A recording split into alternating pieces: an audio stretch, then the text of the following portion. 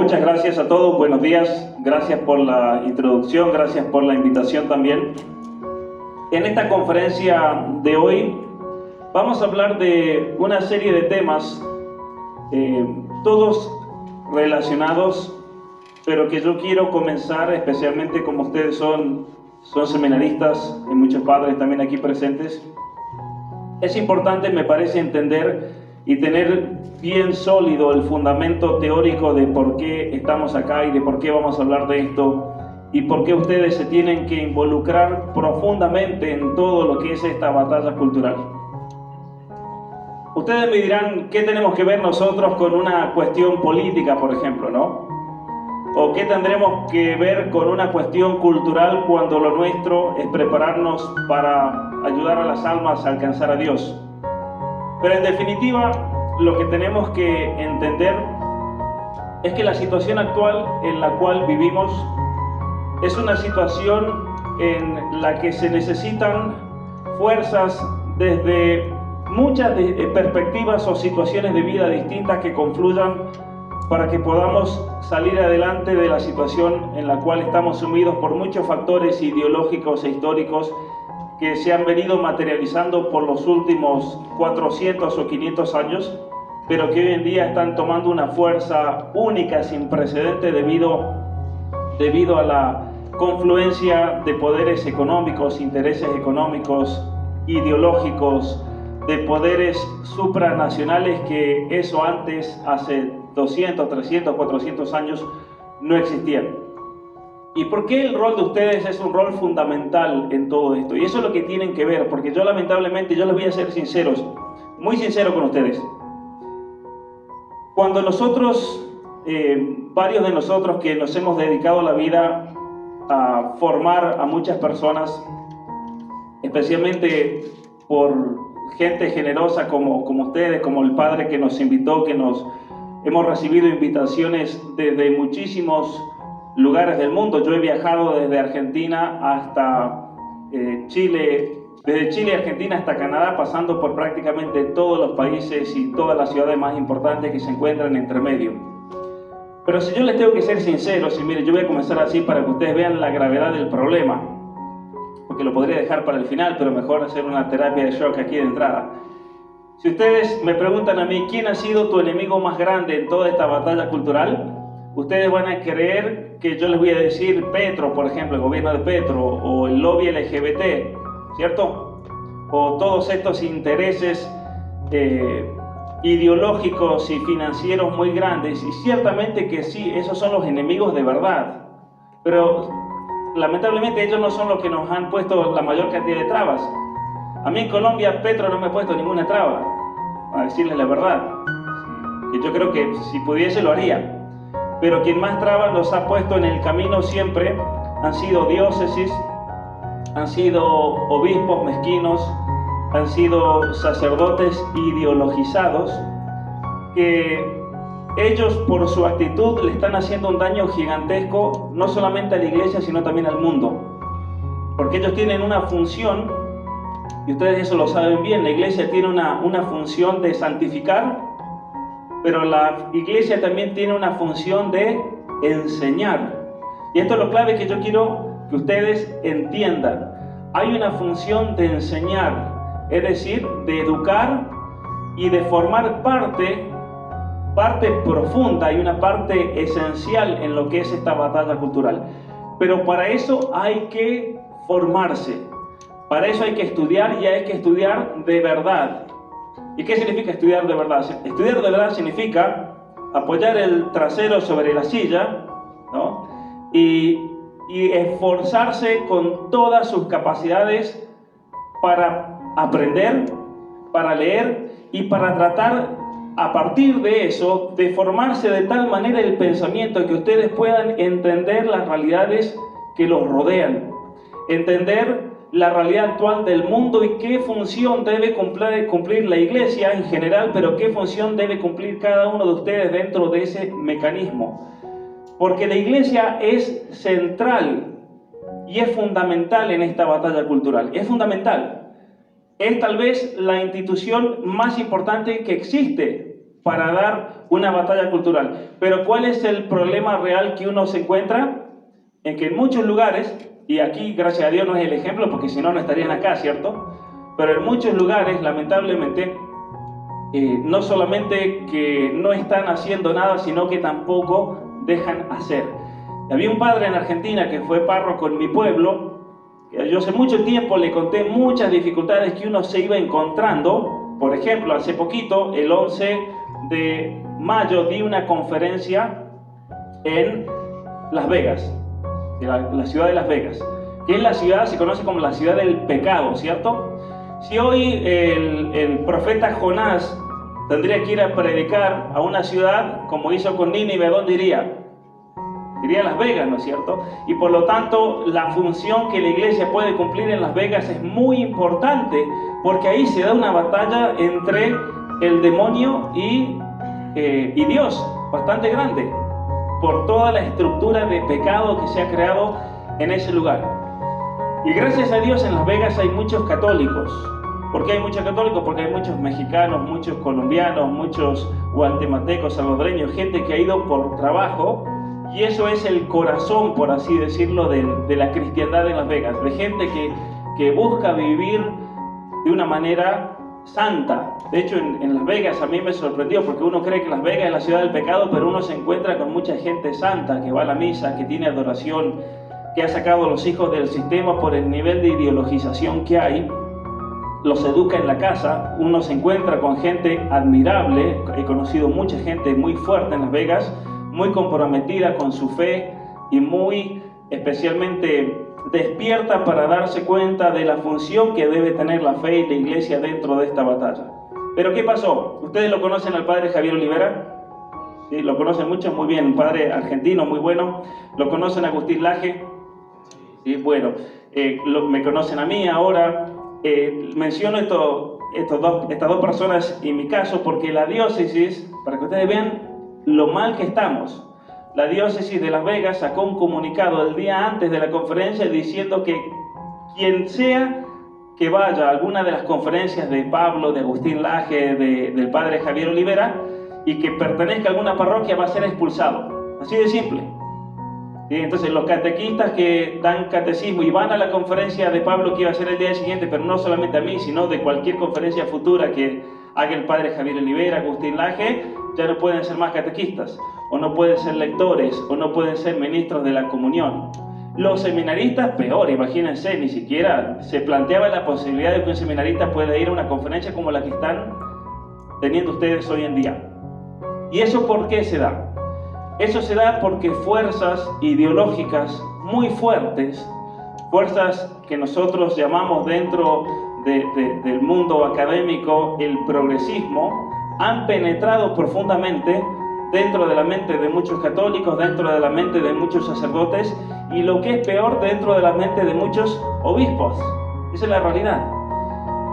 En México tuve la oportunidad de ir a dar un curso de todo el día con el seminario de Colima, se llama en Saltillo, y fue muy graciosa la situación porque el obispo de ahí se había retirado. En realidad lo habían retirado porque el obispo Vera en México era ese obispo que hacía la misa LGBT, que salía con la bandera LGBT, que iba a las marchas del orgullo. Entonces un escándalo total.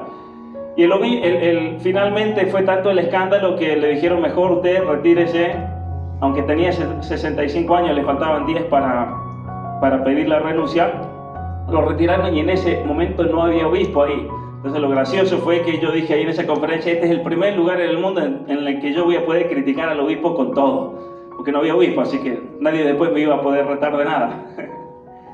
Pero la razón principal entonces de esta conferencia es hacerles entender a ustedes el por qué realmente se deben involucrar, pero de en serio en esta batalla que es espiritual, que es una batalla cultural y que obviamente también tiene una resonancia política dentro de nuestras naciones. Y ustedes dirán: ¿pero qué tenemos nosotros que ver con la política? Tienen mucho que ver, aunque desde otra perspectiva, pero tienen muchísimo que ver.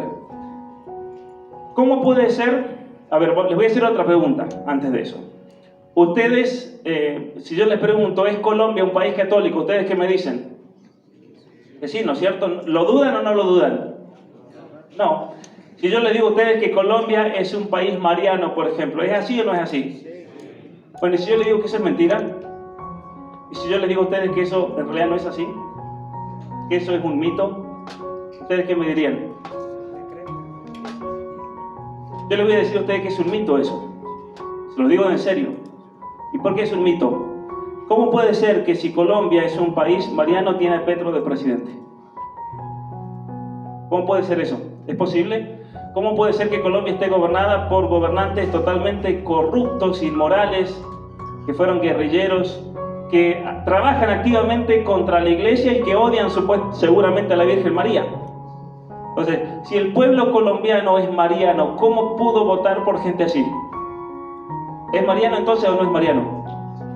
En realidad el pueblo colombiano, y esto vale para todos, para que no se ofendan, vale para Argentina, donde soy yo, vale para México, vale para todos nuestros países.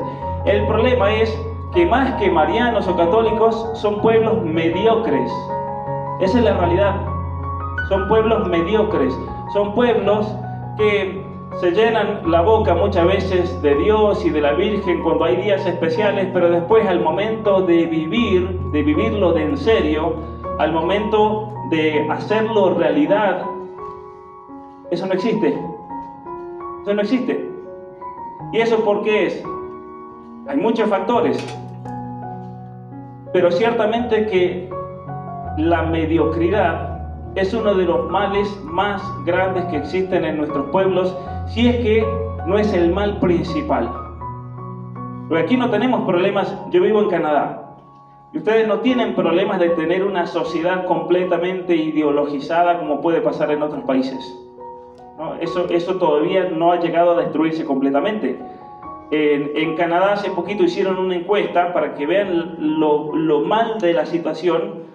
Hicieron una encuesta donde se preguntaba si estaba bien hacerle eutanasia a personas, no solamente por cuestiones ya graves, extremas de enfermedades, sino por la pobreza. La mayoría respondió que sí, que está bien darle la eutanasia por la pobreza.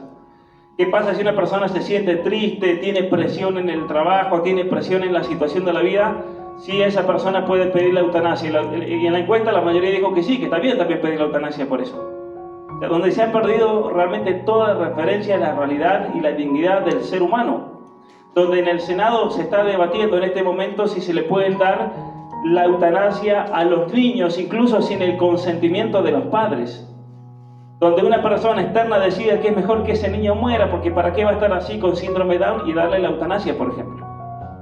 Donde tenemos una serie de leyes en este momento que le permite al gobierno, al Estado, quitarle los hijos a sus padres si sus padres se oponen a la ideología de género, si sus padres se oponen a que le hormonen a sus hijos, de que les hagan tratamientos de hormonas, de bloqueadores hormonales, de hormonas sintéticos, donde el Estado te quita la patria potestad si te opones a lo que se llama la transición de género. Son problemas sociales reales, porque es una cultura que ya está destruida completamente y casi no hay remedio en sociedades así.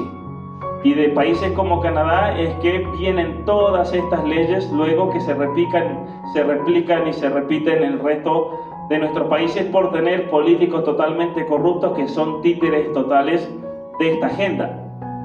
Hace poquito la gran oradora, una mujer que tiene un arte del habla envidiable, porque yo no sé cómo alguien teniendo cerebro puede hablar así, que se llama Francia Márquez. Imagínense un sermón con la altura intelectual de Francia Márquez. Te morís, imagínate. Y en el seminario que van a misa todos los días, imagínate tener a un Francio Márquez ahí adelante del ambón todos los días. Esta mujer se fue para África, muchas gracias, se fue para África y todos la empezaron a criticar por el hecho del gasto público. Parece que se llevó a parientes, al novio, fiestas, millones y millones de pesos, gracias que se gastaron, y cometió un error tremendo, porque la gente que no piensa comete errores, ¿no? O en el piso, no lo puede dejar. pero destapado así. Sí.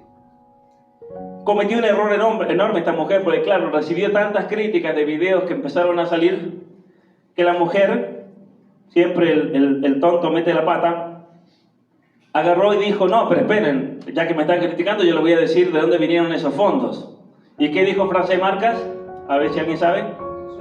De Soros. Soros le pagó todo, porque este gobierno, y esa es la realidad, es un gobierno títere de todos estos intereses internacionales de la Open Society de Soros, que tiene políticas anticristianas claras que se deben imponer en todos nuestros países y que tienen que ver con el aborto, tienen que ver con la educación sexual, tienen que ver con la ideología de género y otra serie de medidas que apuntan desde lo financiero a hundir a un país económicamente y que ese país no pueda salir adelante. Y que eso también es grave y eso ustedes tienen que saberlo y tienen que ser conscientes. Colombia, por ejemplo, es un país rico en muchos recursos naturales. Y todas estas políticas que se buscan imponer desde afuera con la excusa de la gran mentira del cambio climático y del medio ambiente, tienen un solo objetivo: que Colombia no pueda salir adelante y no se desarrolle. Esa es la gran locura, ¿no? Y por eso nuestros países están tan limitados con respecto a la producción del petróleo, con respecto a la extracción de minerales. Si en Colombia encuentran oro, ¿Colombia se lleva el oro? ¿Quién se lo lleva? Se lo llevan todas mineras extranjeras, se lo llevan de este país, para luego ese oro ser la reserva de los bancos centrales de otras naciones y no de Colombia.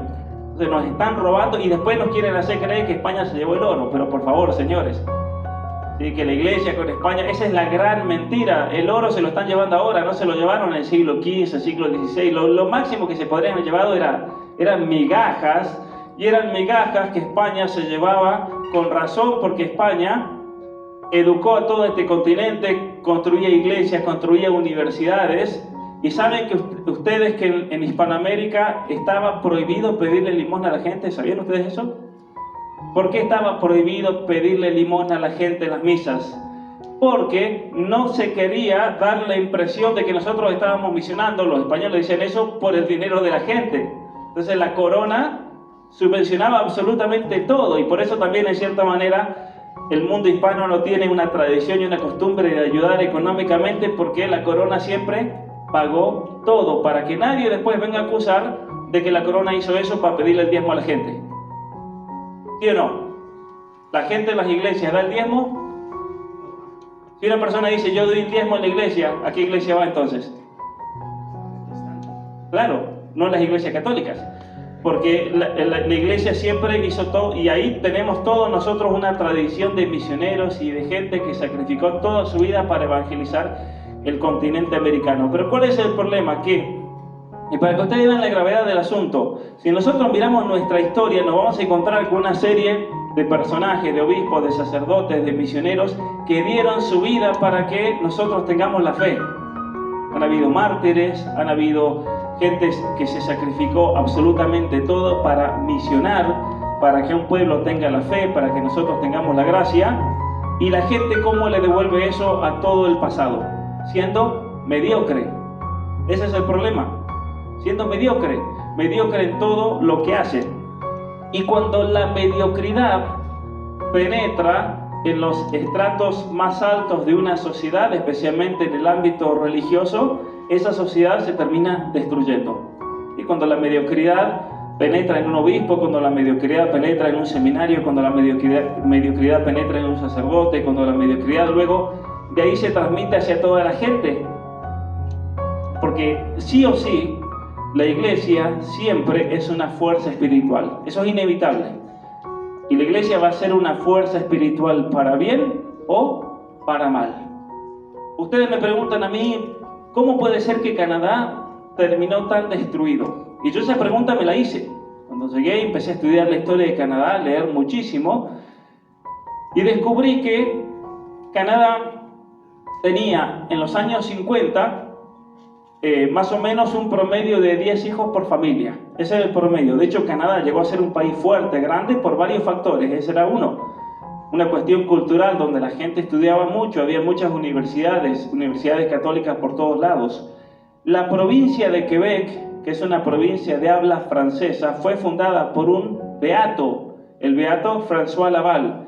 François Laval fundó esa ciudad para darle refugio a los católicos que los perseguían en otros lugares o que venían al continente americano y no tenían una sociedad católica donde vivir. Y fue tan grande el trabajo que hicieron los sacerdotes y el obispo en esa ciudad que Quebec, miren esto, Quebec dio junto con Holanda más misioneros a la Iglesia Católica en el siglo XX que todos los otros países combinados.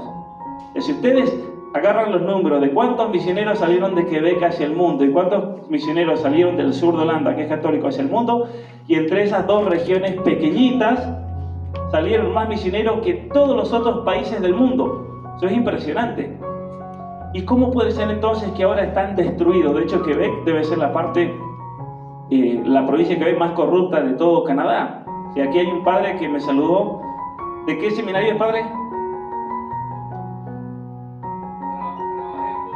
No, pero usted aquí, ¿dónde enseña? Muy bien, el seminario de Girardot. Y el padre estuvo en Montreal dando clases en el seminario de San Sulpicio.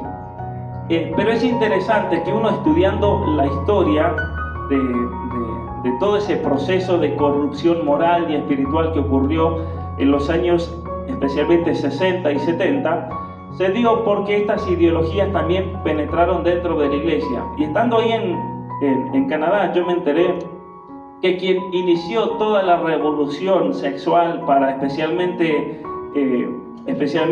propagar la idea de que hay que controlar la población, la idea de los anticonceptivos, la idea de que los matrimonios debían regular cuántos niños tenían, que no puede ser que tengan 10 hijos, como era el promedio que hizo a Canadá un país fuerte. Quien empezó toda esa revolución fue un sacerdote dominico. De cuando se corrompe la iglesia, ¿qué pasa? Se corrompe una sociedad.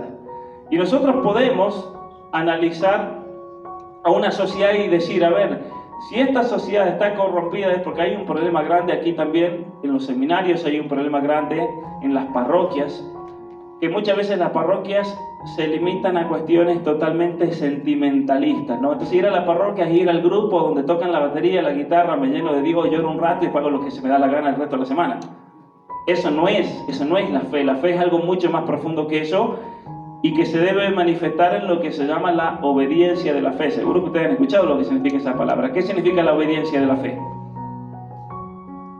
Está en el Nuevo Testamento, no, la obediencia de la fe. Creo que San Pedro lo dice en una de sus cartas. La obediencia de la fe significa no solamente creer en algo, porque nosotros podemos conocer la fe, sino que especialmente se tiene que traducir en la vida. Y no solamente en la vida, aquí viene la cuestión política, se debe traducir en todas las estructuras de una sociedad. Esa fe se debe manifestar en las escuelas, se debe manifestar en cómo educamos, se debe manifestar en la estructura política, en el sistema de justicia, en las empresas, en todos los órdenes sociales. Y en Colombia entonces, cuando miramos la realidad desde ese punto de vista, ¿podemos decir que Colombia es un país católico? En realidad, no tanto. Es un país superficialmente católico, pero nada más. Pero no podemos decir que el catolicismo se manifiesta en la estructura política, en las decisiones políticas, en las decisiones internacionales, en las decisiones de gobierno. No existe. No existe aquí, no existe en México. México es un país que si ustedes lo miran de afuera, ustedes van a decir que es un país guadalupano, ¿cierto? Y van a la Virgen de Guadalupe el día 12 de diciembre y tienen que ir 2 semanas antes para poder llegar, porque van 20 millones de personas. Es la concentración humana más grande de la historia, más y del mundo, más que los musulmanes que van a la Meca, más que los hindúes cuando tienen sus celebraciones en la India, los católicos de México. Pero sin embargo, en México, ¿quién gobierna hoy? López Obrador. ¿Y López Obrador es reconocido por su devoción a la Virgen María? No, es reconocido porque es un masón profundamente anticatólico e incluso ha hecho rituales satánicos para consagrar su gobierno al demonio. Eso fue un escándalo. Hizo un ritual satánico para consagrar su gobierno, ¿quién? Al demonio. Aquí en el Congreso de Colombia, cuando estuve la semana pasada hablando con un congresista, Mauricio Giraldo, que seguramente ustedes lo conocen, que él es bien católico, de Lazos de Amor Mariano, y con parte de su equipo, y había otro gente que trabajaba con otro representante que se llama Luis, ¿cómo es que se llama? Luis Miguel, pero él no estuvo presente, pero sí estaba la gente de su despacho ahí, sus asistentes, y ellos me contaron que en las sesiones del Congreso hacen rituales de vudú, rituales satánicos, ¿no? Con muñecos, con todo, que a ellos les hacen rituales satánicos también. Entonces, ¿cómo puede ser que un pueblo católico como el de México, un pueblo católico como el de Colombia, vote a personajes tan nefastos, tan anticatólicos, que van totalmente en contra del Evangelio en sus proyectos de gobierno? Porque hay un problema espiritual serio que luego se refleja en un problema intelectual, un problema cultural y un problema político, y obviamente que un problema económico también. Son todos problemas que van de la mano, porque todas estas cosas están relacionadas. Pero el principal problema, y por eso es interesante hablarlo con ustedes, es que desde todas estas perspectivas de un problema político, un problema económico, un problema cultural, un problema espiritual, a ustedes les corresponde principalmente el problema espiritual y el cultural, los dos. No solamente el espiritual, porque muchos se lavan la mano y dicen, no, esta es una batalla espiritual, voy a rezar el rosario y se acabó. No, señora, está equivocadísima, porque rezar el rosario tampoco es el acto espiritual más grande que existe.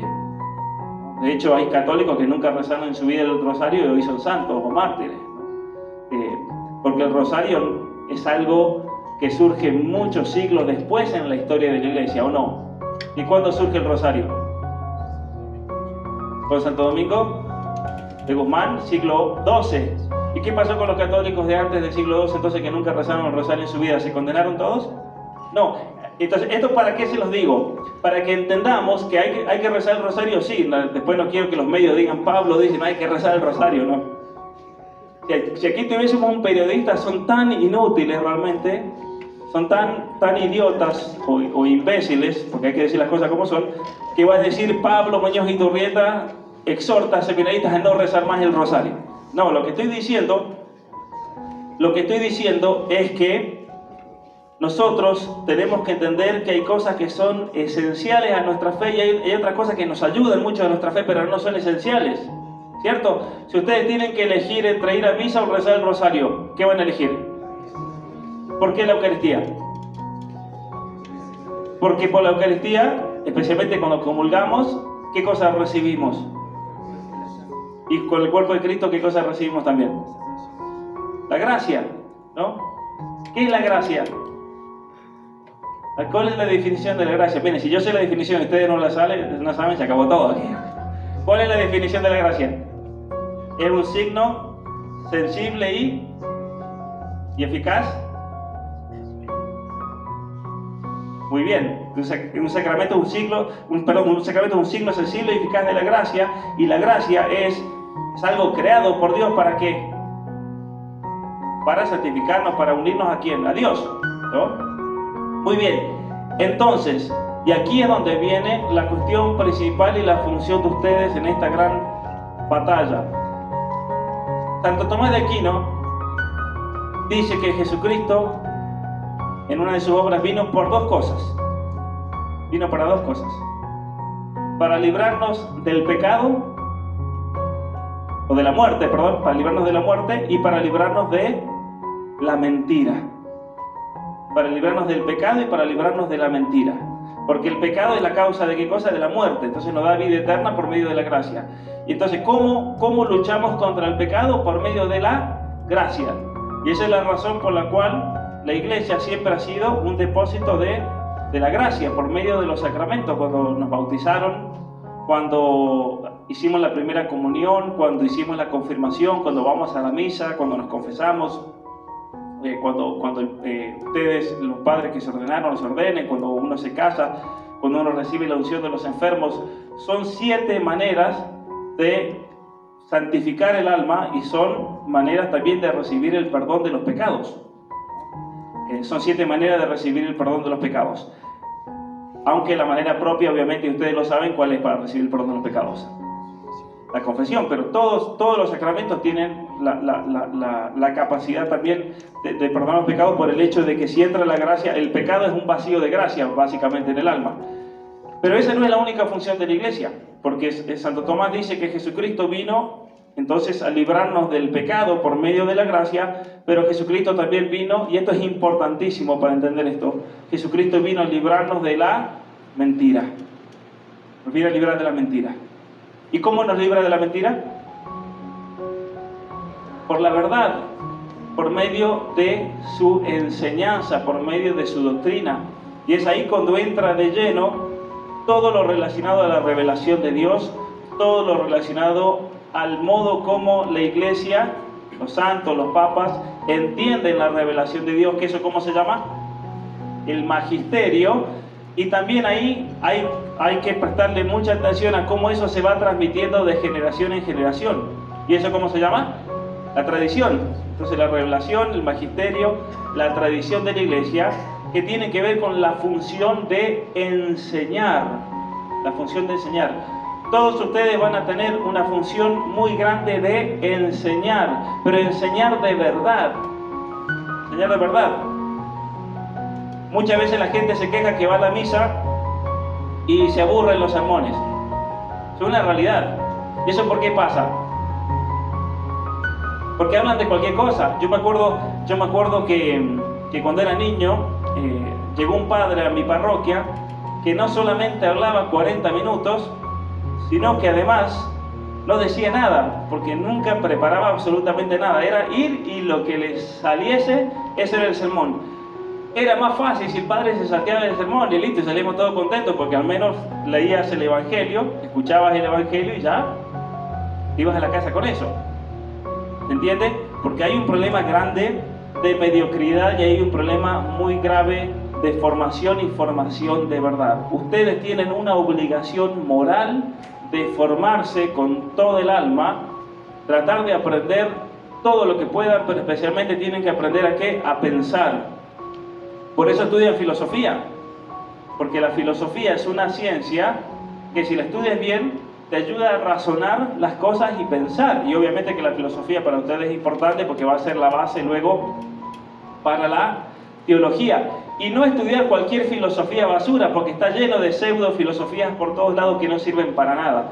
Y lamentablemente yo me he encontrado en muchos lugares del mundo donde estudian filosofía, pero es basura, no sirve de nada. Terminan ideologizados los padres, terminan marxistas, terminan con un rifle en la mano, terminan con la teología de la liberación, terminan con el progresismo, terminan con la teología queer. ¿Saben lo que es la teología queer? La teología queer es toda una teología que básicamente incorpora la ideología de género a la interpretación de la revelación. Y entonces andamos diciendo estupideces como que el transexual es la última manifestación de Dios. Pero Señor, ¿cómo van a decir eso? ¿Sí? O como yo he escuchado en Canadá, Dios es transexual. He escuchado eso. Dios es trans. ¿Por qué? Porque Dios no tiene sexo. Entonces Dios es trans. Y el transexual es alguien que se da cuenta de la realidad de que tenemos que trascender el sexo y convertirnos en no binarios. Y por lo tanto los transexuales son el ideal de Cristo, o la ejemplificación máxima de la realidad de Cristo, pero por favor, una serie de locuras que uno escucha, una serie de locuras que es culpa de no haberse formado bien la cabeza, de haber estudiado cualquier filosofía basura. Y ustedes como seminaristas y nosotros y absolutamente todos tenemos una obligación moral de estudiar cosas de verdad, cosas que realmente nos alimenten el intelecto y el alma. Y obviamente que hay veces que hay que estudiar otras filosofías para conocer al enemigo y entender los problemas. Y entonces hay que estudiar todas las corrientes de filosofía moderna, hay que estudiar al marxismo, hay que estudiar a toda la escuela del posmodernismo, el postestructuralismo, la ideología de género, todas ideologías que en definitiva, como no comprenden al ser humano, terminan siendo un ataque profundo luego a todos los aspectos de la vida humana y terminan destruyendo al ser humano, básicamente. Lo terminan destruyendo. Como lo podemos ver hoy no solamente en la cantidad de jóvenes que se están autodestruyendo físicamente, de jóvenes que están recibiendo bloqueadores hormonales, están alterando su cuerpo, jóvenes que van a desarrollar una serie de enfermedades y problemas físicos y psicológicos y psiquiátricos que van a terminar muriendo a los 35 años, porque ese es el promedio de edad para estas personas. O si vamos, por ejemplo, a todo lo que tiene que ver con las investigaciones de bioingeniería, a todas las aplicaciones de genética y de ingeniería genética para transformar incluso nuestro propio ser, porque se ve a la muerte como simplemente una etapa que debemos superar. Se ve a la enfermedad como una etapa nomás del ser humano, pero que por la tecnología, por la biotecnología, tenemos que trascender y dar ese salto evolucionario, que es todo lo que se conoce como posthumanismo y el transhumanismo, que es una negación de la realidad del ser humano, pero por otra parte es una negación teológica, porque al pecado hay que vencerlo, pero hay que vencerlo ¿cómo? El pecado se vence con el poder de Dios, ¿por medio de qué cosa? De la gracia, no por medio de una intervención biogenética y técnicas que te alteran los genes para poder ser eterno. Nosotros tenemos una verdad teológica que tiene que ver con la vida. El ser humano muere, ¿por qué? Porque nuestra naturaleza humana está asignada por algo que se llama el pecado, es el pecado original.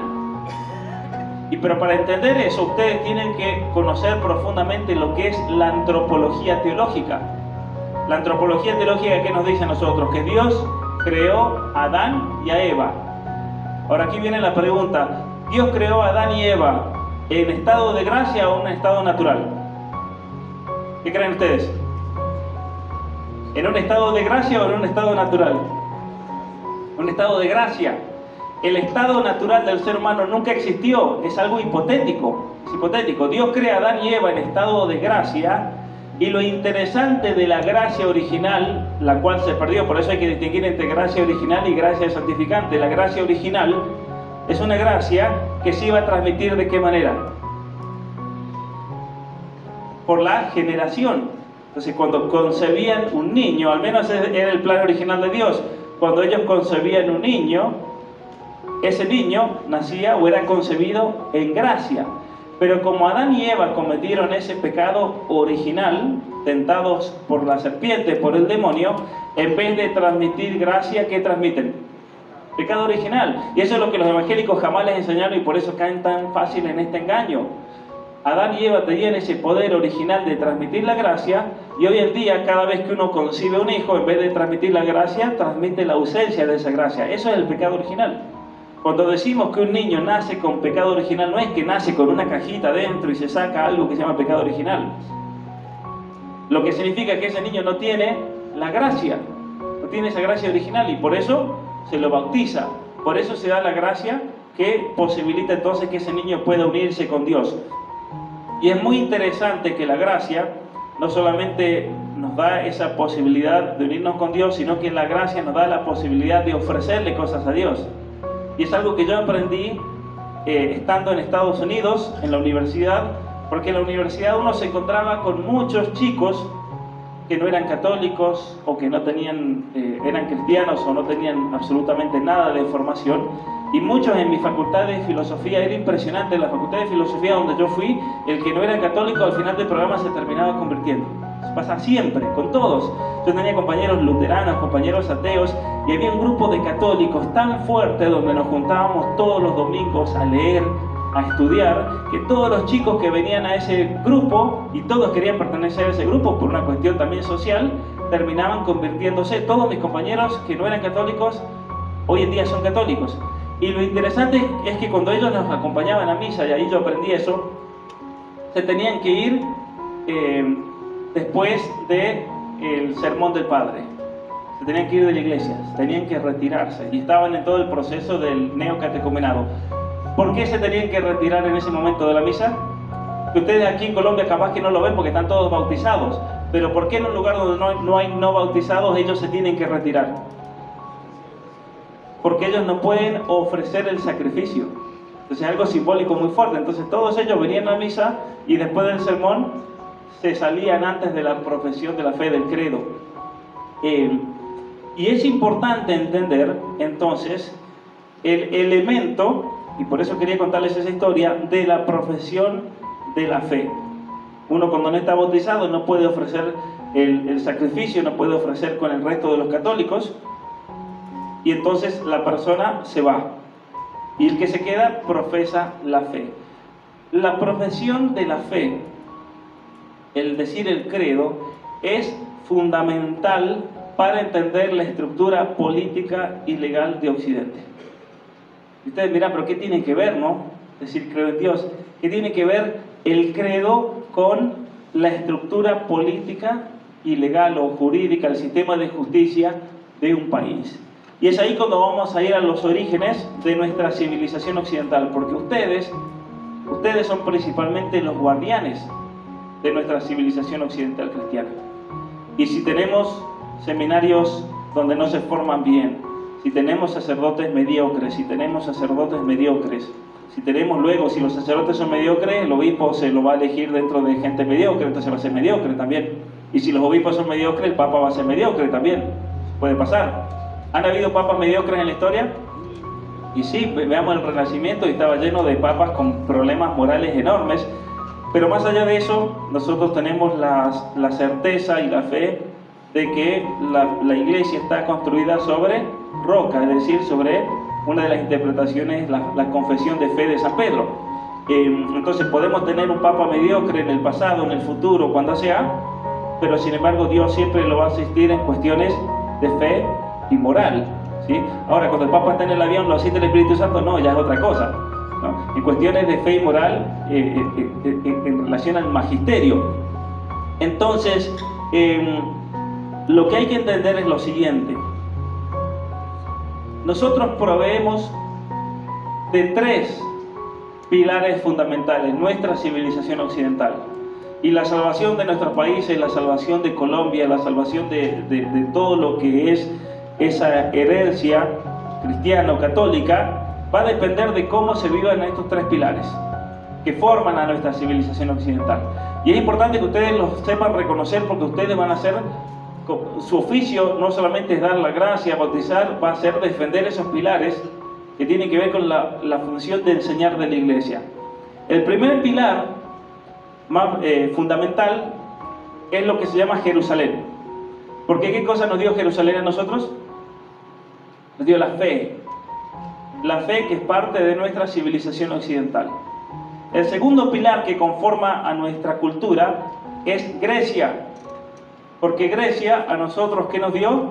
Nos dio la filosofía, nos dio el saber usar de la razón para conocer la verdad natural. Entonces tenemos la verdad sobrenatural revelada, tenemos la verdad natural que se puede conocer por la luz de la razón, y fíjense que Juan Pablo II escribió una encíclica tremenda realmente, que fue una bomba para el mundo filosófico. Fue muy fuerte esa encíclica, porque de repente el Papa Juan Pablo II dijo que la fe y la razón no se contradicen, y encima en las universidades fue una bomba, no solamente por afirmar que la fe y la razón no se contradicen, sino también por afirmar que existía la razón. ¿Sabían ustedes que eso fue un golpe muy fuerte en el mundo filosófico, que afirma que la razón no existe, que la verdad no existe, que no podemos conocer nada con objetividad? Fue un golpe tremendo y certero que le dio a todas las ideologías que surgen y las corrientes pseudo-filosóficas que surgen en el siglo XX, al posmodernismo, al postestructuralismo, a la ideología de género, a la teoría queer, que el Papa era consciente y sabía que existían. Muy bien, entonces, fe, la razón, y en tercer lugar, Roma. ¿Qué nos dio Roma? Nos dio el derecho, muy bien, nos dio la justicia, nos dio el derecho. Y hay que entender a nuestra civilización occidental cristiana como una conjunción, sí, una síntesis de esas tres, que se van incorporando la una a la otra. Entonces la razón, cuando es iluminada por la fe, tenemos la teología, hay toda la teología. ¿Y la teología qué significa? Hay una teología que tiene que ver con el dato revelado, pero también hay una teología política. ¿Sabían ustedes que hay una ciencia que se llama la teología política? que tiene que ver con el modo de gobierno que debe haber entre los cristianos. Hay una economía o una teología económica que tiene que ver con un sistema económico acuerdo no solamente a la razón, sino también a la razón revelada. Por ejemplo, un ejemplo clarito hoy en día de una violación de esa teología económica. Los grandes fondos financieros, desde el año pasado han estado anunciando que una de las maneras más eficientes en los próximos años para ganar dinero es el invertir en compañías farmacéuticas que se dedican al negocio de transición de género en niños y adolescentes. ¿Por qué? Porque ellos hacen una proyección donde, según esta proyección, como la ideología de género se está básicamente expandiendo por todas las escuelas, cuando los gobiernos comienzan a introducir la ideología de género en programas de educación sexual, cuando los gobiernos comienzan a legalizar todo lo relacionado a darle hormonas a niños, bloqueadores hormonales, transiciones de género, y entonces ellos proyectan que se va a producir un contagio social tan grande donde vamos a tener un número gigante de la población que se va a enfermar psicológicamente, que va a desarrollar trastornos de la propia identidad, donde el Estado va a proteger eso como un derecho humano. Entonces ellos calculan cuánta gente más o menos podemos llegar a destruir. Y de acuerdo al número de personas, los cálculos, cuánto le genera un niño que desarrolla un trastorno de identidad de género a una compañía farmacéutica. ¿Saben ustedes? Le genera $1.300.000 por cada caso. Esa es la predicción. Entonces, si millones de personas se enferman psicológicamente y caen en esta trampa mortal, tanto va a ser lo que vamos a ganar, pero hay que invertir en ese negocio. Entonces están invitando los grandes fondos de inversión a que personas inviertan, porque luego van a tener retornos del 10%, del 12%, del 15%, altísimo. Va a convenir más invertir, por ejemplo, en hormonas para niños que en petróleo, por ejemplo, por así decirles. Y por eso nosotros tenemos que ver desde el punto de vista de la teología económica que eso es algo profundamente inmoral, ¿cierto? Es inmoral hacer eso, es inmoral, es algo inmoral. Y por lo tanto hay muchas consecuencias de ciertas políticas que se siguen, que la Iglesia tiene el deber de denunciarlas por una cuestión moral. Por ejemplo, los acuerdos de la paz. ¿Por qué los acuerdos de la paz fueron y son y van a ser una cosa nefasta? ¿Por qué van a ser una cosa nefasta? Yo les voy a hacer bien clarito a ustedes, pues yo no vengo acá a mentirles y a engañarlos. Hay que ser honestos, ¿no es cierto? Honestos. El problema con los acuerdos de la paz es que no tienen absolutamente nada que ver con la paz. Esa es la realidad. Los acuerdos de la paz fue para lavarle la cara a algunos viejos guerrilleros que ya se cansaron de vivir en la selva, ya querían tener habían recolectado tanto dinero que querían tener una vida mejor, y básicamente legitimizaron su actividad guerrillera, se volvieron políticos. Pero la guerrilla se acabó. ¿Sí o no? ¿Se acabó o no? ¿Y por qué no se acabó? Porque es una mentira. Los acuerdos de la paz fue una mentira. ¿Sí? Los acuerdos de la paz fueron una mentira. ¿Para qué fueron los acuerdos de la paz entonces principalmente? ¿Alguno de ustedes, levanten la mano, ha leído los acuerdos de la paz? Allá tenemos. ¿Algún seminarista ha leído los acuerdos de la paz? Ni uno, ¿no? Bueno, yo no los voy a criticar por no leer los acuerdos de la paz, porque no tienen la obligación de leerlos. Pero yo les voy a decir algo. Los obispos tenían que leer los acuerdos de la paz, ¿no? Si van a andar apoyando eso, tenían que leerlos. Porque si viene un político y me dice, aquí tengo un plan de gobierno, y es un libro así, me da un libro como este, y le dice, ¿me apoyas a mi plan de gobierno? Yo primero tengo que leer esto. Pues capaz que aquí hay cosas inmorales, hay cosas anticristianas, hay cosas que van contra mi conciencia. Uno tiene que saber lo que apoya. Y el problema fue que en Colombia, cuando se hizo el plebiscito, la gente que dijo que no, la gente dijo que no, lo rechazó. ¿Y qué pasó? Se hizo igual. ¿Y por qué se hizo igual? Porque en Colombia no existe la democracia, es algo que ustedes tienen que entender también. No existe la democracia, es una gran mentira. La democracia simplemente sirve como un mecanismo en la actualidad para que se cumpla esto. Y si no se cumple esto, lo hacemos igual por otra manera. Esa es la realidad. Y entonces se fueron a La Habana y firmaron los acuerdos de la paz. Ahora, los acuerdos de la paz son más de 200 páginas. Y el que quiera el PDF yo se lo puedo mandar. Lo leí en su momento. Porque claro, de repente, uno que es de afuera, yo en ese momento nunca había venido a Colombia, y por lo tanto uno, para poder profundizar y entender qué está pasando en ese debate, tiene que conocer muchos aspectos. Ciertamente que Colombia fue un país muy golpeado por esa guerra interna, por los atentados, por las bombas. La gente estaba cansada ya de eso, la gente ya quería que se pare, quería la paz, ¿cierto? ¿Está mal pedir la paz? No. Pero sin embargo, los acuerdos de la paz fueron una trampa lingüística. ¿Qué significa una trampa lingüística? Cuando yo tengo una agenda concreta, ideológica, y como yo sé que el pueblo no me la va a aceptar, uso una palabra bonita, de tal manera que si tú estás en contra de esa palabra bonita, quedas mal tú, no yo. Es lo que se usa para el aborto. El aborto se dice el derecho a decidir. Entonces, si yo estoy en contra del aborto, soy un antiderechos. Quedo como en contra de los derechos humanos. ¿Y quién quiere quedar en contra de los derechos humanos? Las leyes trans es para visibilizar a estas personas, y si yo estoy en contra de eso, estoy invisibilizando, estoy negando la existencia. Son todas trampas lingüísticas. Y lo mismo pasó con la paz. Yo quería imponer una agenda ideológica y política concreta y le puse en nombre de la paz. Porque estos ideólogos, los que escribieron los tratados de acuerdo de la paz, no son colombianos, no era el gobierno, son todas fundaciones extranjeras que dedican millones de dólares para generar programas de ingeniería social, para ir transformando una sociedad. Y ellos descubrieron que para poder penetrar en Colombia, la manera más directa y más fácil era bajo el lema de ¿qué cosa? De la paz.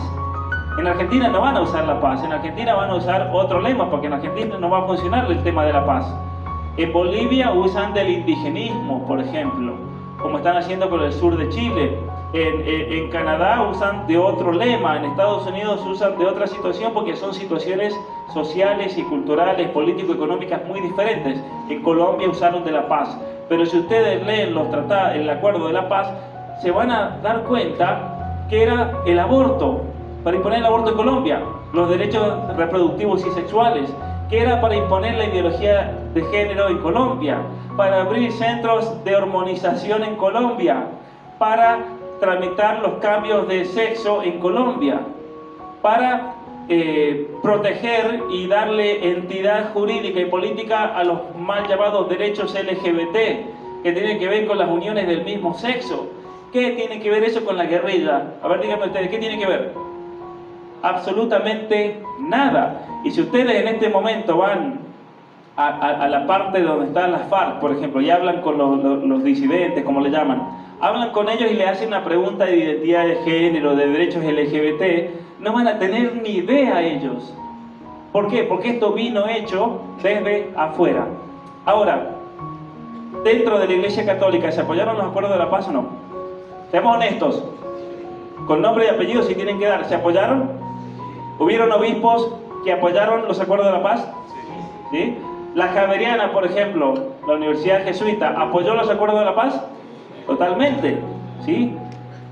La Conferencia Episcopal de Colombia, ¿apoyó los acuerdos de la paz? Sí, ¿no? ¿Y cómo puede ser que apoyaron algo completamente inmoral? Esto hay que decirlo. ¿Cómo puede ser que apoyaron algo completamente inmoral? Y ojalá yo tuviese a todos los obispos de la Conferencia Episcopal frente mía para decírselo de frente, porque no tengo problema de decir la verdad. ¿Por qué apoyaron algo profundamente inmoral? Esto es grave realmente. Y ojalá que les llegue el mensaje, ¿no? Que se lo comuniquen los padres, que se lo comuniquen el obispo, porque esto es grave. Es decir, si yo apoyé algo profundamente inmoral que está destruyendo a Colombia, vamos a la teología moral. Que la teología moral toma la teología moral de la ética. Yo estudié ética, estudié filosofía. Si nosotros vamos a la Suma Teológica de Santo Tomás de Aquino, cuando explica la ética aristotélica, que él toma para luego explicar la moral católica, hay un término que es muy importante y que a ustedes obviamente les va a servir luego en su vida para discernir cuando es pecado o no es pecado, cuando tengan que confesar, pero es lo de la cooperación. ¿Se puede cooperar al mal? ¿Sí o no? Y dentro de la cooperación está la cooperación formal, está la cooperación material, que se llama, bueno, son todas distinciones que hay que analizar luego de acuerdo al caso. Pero estar de acuerdo con los acuerdos de la paz que promovían el aborto, la educación sexual, la ideología de género, es cooperar formalmente a algo grave. Entonces hay un problema gigantesco de mediocridad. Porque yo no voy a decir, porque eso no lo podemos juzgar, qué intención moral tuvieron los obispos al estar de acuerdo con eso. Capaz que lo hicieron simplemente porque, los acuerdos de la paz les llegó del Vaticano que había que apoyarlos. Porque en el Vaticano tampoco nadie leyó los acuerdos de la paz. ¿El Vaticano estuvo de acuerdo con los acuerdos de la paz, sí o no? ¿Y estuvo bien o no? ¿Sí o no? No tengan miedo de decir las cosas, porque si tienen miedo de decir las cosas, después nunca van a ser una Santa Catalina de Siena, van a ser padres mediocres. ¿Estuvo bien o no que apoyaran los acuerdos de la paz? No estuvo bien. ¿Pero eso por qué se dio? Posiblemente porque son tan mediocres que nadie leyó los acuerdos de la paz. Y si los leyeron, esos sí tienen mucho más culpa. Esos sí son mucho más culpables. Porque esos son culpables de la condenación de Colombia y lo van a pagar con su propia alma. Y yo no quisiera estar en su lugar en el juicio final,